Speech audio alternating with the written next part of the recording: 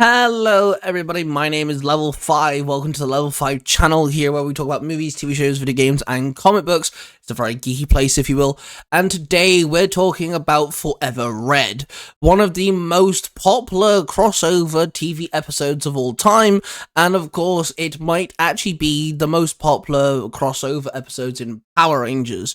This episode did so much for the fandom. Not only the new people who got engrossed in Power Rangers through Time Force and Wild Force, but for older fans who grew up with the original Mighty Morphin. It brought 10 years of Power Rangers into one singular episode with a lot of cool action, some very confusing, decisive decisions, and then of course we have little mentions like Bulk and Skull thrown in there. So in this video, what I will be doing is reviewing Forever Red, where we're going to be talking about the plot, of course. I'll be talking about how I rank the episode in different categories. If you want to know more about that, then of course I shall leave it in the description. And then, of course, I'll give my final thoughts at the end. So let's dive in with my review of Power Rangers Wild Force episode 34, Forever Red.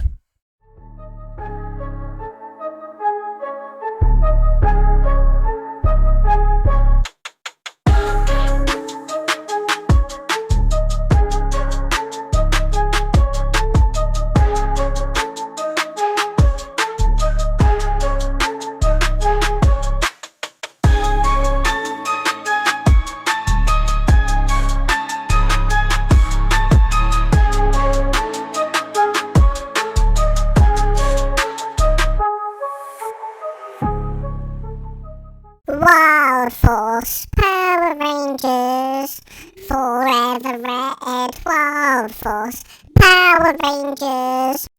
We start on the moon with a bunch of cogs doing some digging, and we see the Beetleborgs, what's left of the Machine Empire, as they're being watched by none other than Andros, the in-space Red Ranger.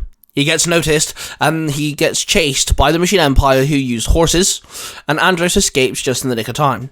We cut to Bulk and Skull, who get a mysterious phone call, and they awkwardly hand the phone to one and only Tommy Oliver. Carter Grayson goes to the Wild Force Rangers who are hanging out in the park, and he recruits Cole. They head to Nasada, which is obviously this version of NASA, and inside one of the hangars, Cole reunites with Wes and Eric, our Time Force Red Ranger and Quantum Ranger.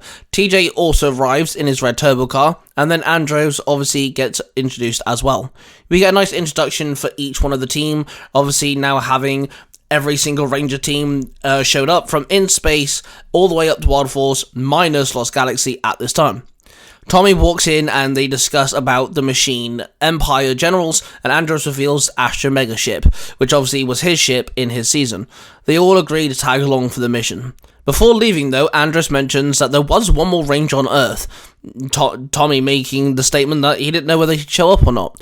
Just then, everyone runs outside due to a motorcycle turning up, and the rider being none other than Jason, our original Red Mighty Morphin Power Ranger. Jason and Tommy have a very nice moment, and Jason even throwing out the line, "You didn't think about doing this without the original Red Ranger, did you?" Absolutely fucking chills. We then see all Rangers walking to the ship in a really cool slow motion shot. We cut to the Machine Empire, who are giving a speech to all the cogs. These generals obviously are digging up Serpentara, and that's kind of the whole point. They even name drop King Mondo, the big bad for Zeo. We cut to Miranoi and we see Leo, the Lost Galaxy Red Ranger, draw his Quasar Saber from the stone. On the Astra Mega ship, Tommy explains the Machine Empire and the history of the Zeo Rangers' victory over them. They explain Serpentara, which of course belonged to Lord Zed, and Jason explains if they win, then Earth is lost. On the moon, the generals get interrupted by the 8 Rangers. We get a very, very good unmorphed fight, showing off everyone's fighting skills, each one getting a moment to shine. Carter even using his blaster more than his fists. The generals head for Serpentara and the Rangers chase after them, and now they're outside on the moon. Cole gets hit and he is saved by the Lost Galaxy Red Ranger and the Alien Red Ranger. They hop off the glider and Leo demorphs. The generals stand against now 10 individuals, and we get one of the coolest morphing sequences of all time. Each Ranger, other than the Alien Ranger, gets to morph, ending with all of them stood in a really cool pose within a massive explosion. Let's do it, guys. Morphin' time! Rhinosaurus! Mighty Morphin Power Ranger! Morphin' time!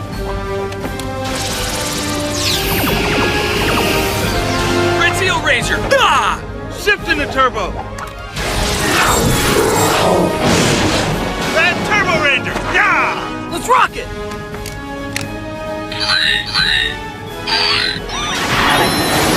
Red Space Ranger! Go! Galactic! Go! Galactic! Blade speed! Rescue!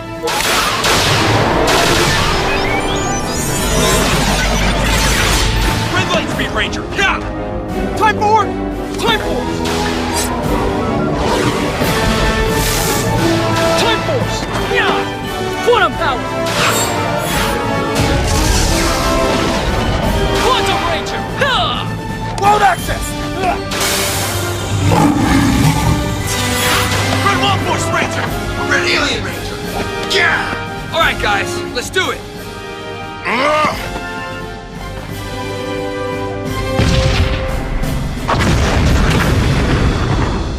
We get another fantastic fight scene with all 10 Rangers working together. Cole and Jason fight the leader, whilst Tommy and Wes handle one together. We even get a flying kick from Tommy, which was great. The Alien Ranger and Eric handle one, ending in an epic shot from the Quantum Defender. Leo and TJ handle another one with some awesome sword action. And then, of course, we have Andros and Leo end up in a blaster duel, taking out the last one, with some epic slow-motion shots throughout the fight, and it's really cool. The leader flees the Serpentara, and it awakens and takes flight. Cole summons the Wild Force Rider, which is actually the first time him using this flying bike that he owns. Serpentara shoots at Cole, which gives him the idea, and he flies straight through the blast, ending up in its mouth, blowing up the Zord from the inside. Jason noting to himself that he did a good job. Back on Earth, Tommy thanks everybody for their contribution to this mission, and then he walks away. They all burst out into banter and telling their Ranger tales, ending on a very sweet note. Power Rangers Forever Red crossover is not perfect in any way. It definitely has its flaws. Let's just get the biggest one out the way. I didn't mention it in the main review, but the human beings are breathing on the moon, and gravity just exists on there. You know, it's kind of stupid, and it's dumb, and it makes no sense. Also, for the active Leo, he wasn't available for the shoot on set, which is really apparent when he's seen unmorphed with the other Rangers. It's really badly edited together. Then we have the morphing sequence. First off, Alien Ranger doesn't morph, which is a shame. We've only ever seen him morphed in this crossover. And second of all, Jason calls out Mighty Morphin Power Ranger, which is odd because he's never ever called that in his own season. Leo does call out his morphing call out when they're morphed for his title card, which makes sense because they're never actually called the Lost Galaxy Power Rangers in their season. Now on to the positives. First off, reusing the Beetleborg suits for the generals is fantastic. It makes them unique to the Machine Empire. We also have a plot point that they have been hiding, which explains why we've never seen them before. So it makes perfect sense. We get a really nice introduction to the Machine Empire, Serpentara of course, which follows Zed. And each Ranger gets a proper introduction. Jason being last introduced kind of just felt right. It shows how important he was to the franchise. The fight scenes are amazing. Each Ranger gets not only the spotlight, but we get 2 fights, one morphed and one unmorphed, which is absolutely fantastic. Due to the sole reason that Wild Force was the introduction Power Ranger season to many people. I mean, hell, Time Force and Wild Force was my introductory to Power Rangers, and Forever Red is a really good way to show newcomers that, hey, by the way, other seasons exist, other teams exist. Also, it's a good way for diehard fans who've been watching from the very beginning of MMPR all the way through with Zeo and Turbo and etc. This is a really good way for them to relive and, you know, see some of their favourite Red Rangers back on screen. A lot of fans say Forever Red should have been 2 episodes, and I definitely see why. But I like the fact it's only 1. It's straightforward, doesn't waste time. Bulk and Skull even get some spotlight, but they only have like 3 lines, and that's for nostalgic purposes, which is fine. The Wild Force Rangers don't even say anything and aren't even in this episode properly. It's introductions, explanations, and then some really cool action, with some quips and banter sprinkled in. It's so packed, and it's a lot of fun. Wild Force Power Rangers, Forever Red. Wild Force Power Rangers. Now let's get on with the ranking. First off, we're going to be talking about the plot I have to give it a 4. It is a bit jam-packed and there's not much to go on. Like I said, yes, I can see why people do want this to be 2 parts. The only reason why it's a 5 is because there are certain characters lackluster. Leo's only seen once and then he's in the final fight. The Alien Ranger doesn't even get mentioned until the final fight. Little things like that. But a solid 4 is worth for Forever Red. For characters, I'm gonna have to give this episode a 5.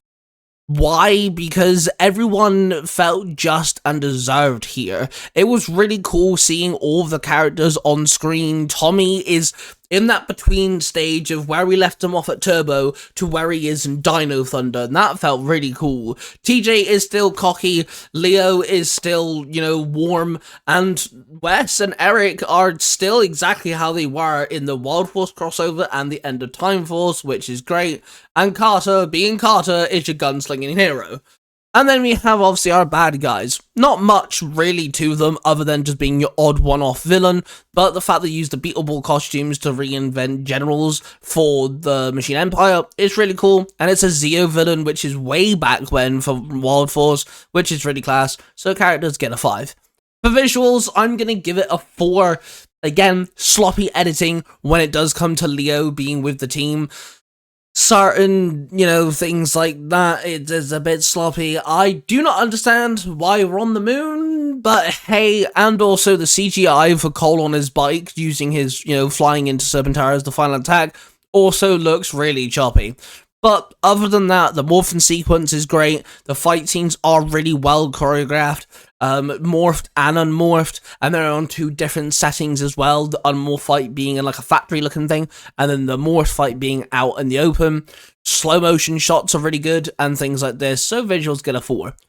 And for entertainment, how can I not give this a fucking 5? There's 10 Red Rangers, and it's literally all the build-up from Mighty Morphin to Wild Force. And yeah, sure, Cole does get the final hit, but it is his season, so it makes sense why he would. And like, Jason calls him the rookie, because he's the current main Red Ranger, and that's awesome. So that means our total is 18 out of 20. And for one of the most popular Power Ranger TV show episode crossovers and a TV show aimed at kids, 18 out of 20 is a really good ranking and a really good place to put this. So I'm very happy with our total being 18 out of 20.